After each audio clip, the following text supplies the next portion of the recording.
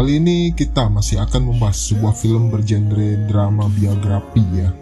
Film kali ini akan mengangkat kisah perjalanan manusia yang pertama kali menginjakan kaki di bulan. Yap, Neil Armstrong.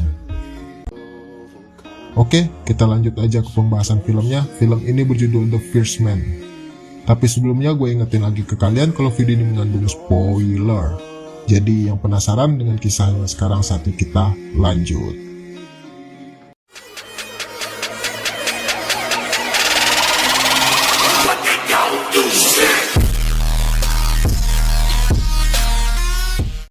Film diawali dengan sebuah misi yang dilakukan NASA, yaitu menembus batas atmosfer bumi menggunakan roket yang tidak terlalu besar.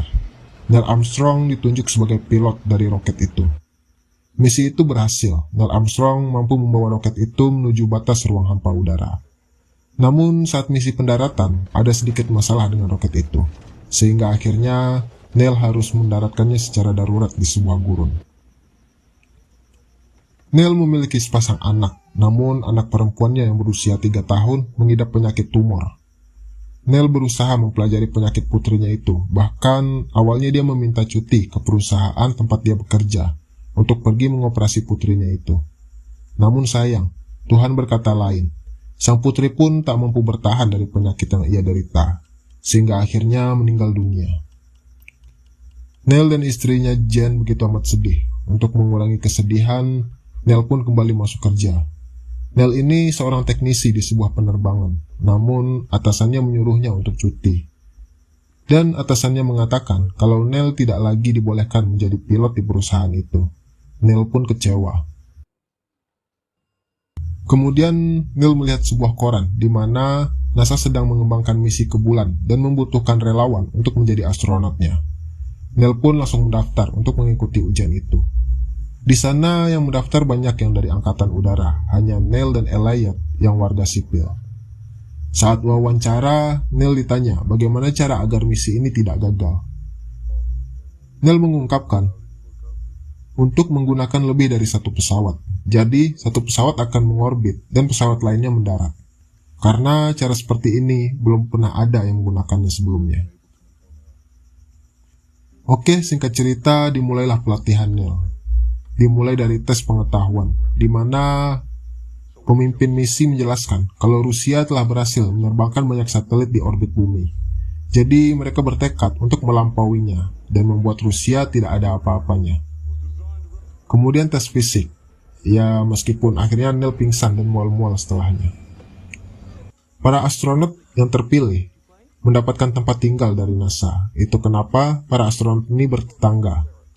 Dan di siaran di TV, di mana Gemini 4 berhasil membawa astronot ke angkasa.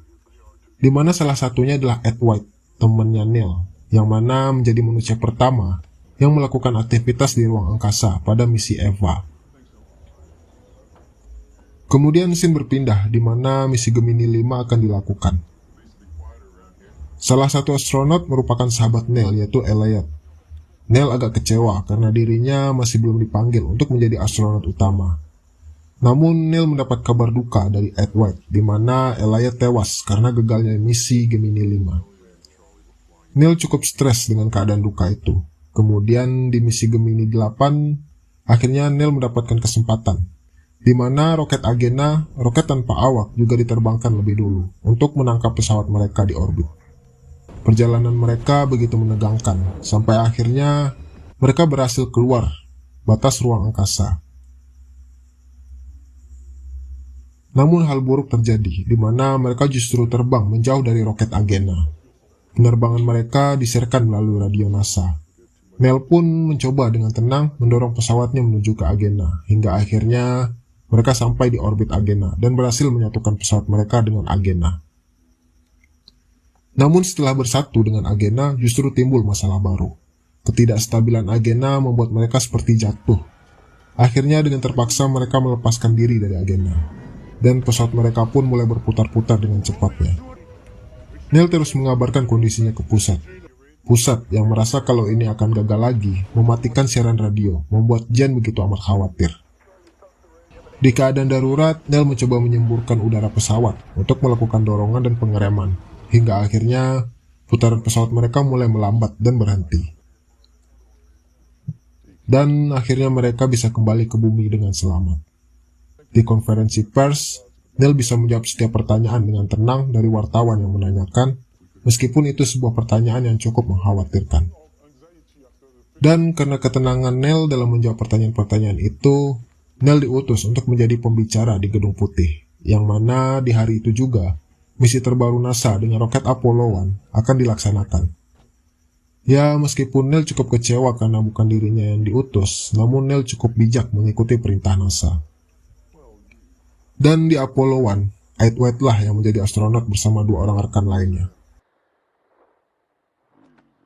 Namun saat hendak melakukan uji coba, terjadi konsleting, dan oksigen yang terperangkap di dalam kabin roket membuat api membesar dan menimbulkan ledakan. Tak satu pun staf NASA yang mengetahuinya hingga 4 jam lamanya. Neil mendapat telepon dan menerima kabar duka itu, di mana lagi-lagi sahabatnya tewas dalam melakukan misi. Kemudian Neil melakukan uji coba lunar, alat yang dikembangkan NASA untuk mendarat di bulan. Namun lunar itu tidak stabil dan hampir merenggut nyawanya. Lunarnya terjatuh dan meledak. Untung Neil bisa selamat dengan kursi pelontar dan berhasil mengembangkan parasutnya. Neil menganggap lunar adalah hal yang buruk, sehingga akhirnya NASA menghapus lunar dari daftar untuk mempermudah penjelajahan bulan. Neil pun akhirnya terpilih menjadi astronot Apollo 11. Namun Jen sang istri mulai khawatir dengan korban-korban yang meninggal saat menjalankan misi. Di Amerika pun warga mulai demo, di mana Amerika rela menghabiskan dana miliaran dolar hanya untuk hal yang sia-sia. Di sana terlihatlah Buzz Aldrin, dia yang akan menemani Neil untuk menjalankan misinya. Neil pun jadi jarang pulang ke rumah. Pulang pun hanya sejenak dan pergi lagi. Gua tahu sih perasaan Neil. Dia melakukan itu agar tidak kepikiran keluarganya, yang mana dia akan menjalankan misi yang kemungkinan dia sendiri tidak akan selamat. 10 hari menjelang peluncuran, Neil pulang untuk melakukan beres-beres. Kemudian sang istri mencoba mengajaknya bicara. Neil hanya cuek. Hingga akhirnya sang istri pun mulai marah, menyuruh Neil setidaknya mengucapkan selamat berpisah dengan anak-anaknya. Oh ya, di waktu ini Neil sudah memiliki 2 putra ya. Akhirnya mau tak mau Neil pun menemui anak-anaknya. Momen itu haru banget sih, dimana kita meminta izin untuk pergi, namun memiliki harapan untuk tidak pulang. Jadi peluang kembali selamat itu cuma 1% bahkan kurang.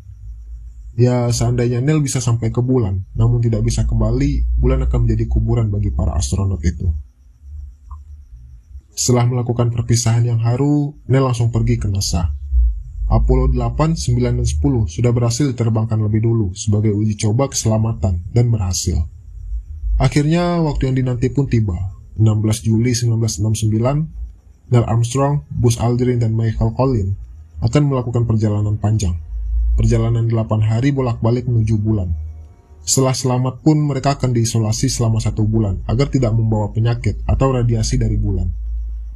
Penerbangan Apollo 11 pun berjalan lancar, sampai menembus batas luar angkasa. Satu persatu bagian roket dilepaskan. Dan selama 4 hari mereka menggunakan bahan bakar tenaga matahari. Bayangkan 4 hari di angkasa yang gelap, kira-kira mereka ngomongin apa ya? Setelah 4 hari mereka mulai melihat permukaan bulan. Mereka pun mencoba mengorbit di sekitaran bulan. Neil dan Buzz pindah ke pesawat yang akan mendarat di bulan, sedangkan Michael Collins menunggu di pesawat yang mengorbit pada bulan. Perlahan mereka mencoba turun ke permukaan bulan, namun mereka melihat bagian bulan yang tidak rata. Hingga akhirnya Neil mencoba mencari titik pendaratan secara manual. Namun bukan hanya itu masalahnya, di mana mereka harus menghemat bahan bakar yang hanya tersisa sedikit untuk pendaratan. Dengan yakin, Neil mencoba mengendalikan pesawatnya melewati sebuah kawah raksasa. Sampai akhirnya bahan bakar yang mereka gunakan tersisa 2%, dan untungnya mereka berhasil mendarat di bulan dengan selamat.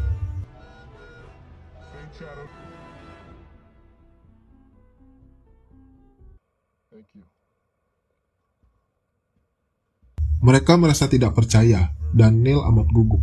Bos yang tahu banget nih kalau Neil yang dari kecil itu bercita-cita ingin menginjakkan kakinya di bulan, mempersilahkan Neil untuk turun terlebih dahulu. Dan 1 langkah kecil untuk manusia, 1 lompatan besar bagi umat manusia.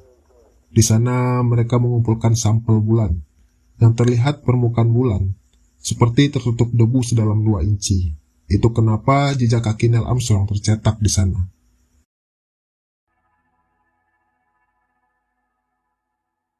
Di sana Neil melihat bus melompat-lompat. Neil hanya terdiam, mengingat kembali masa bahagia di mana sang putri masih ada. Kemudian Neil melemparkan gelang milik sang putri ke sebuah kawah di bulan. Dan setelah itu mereka pun kembali ke pesawat dan berhasil pulang.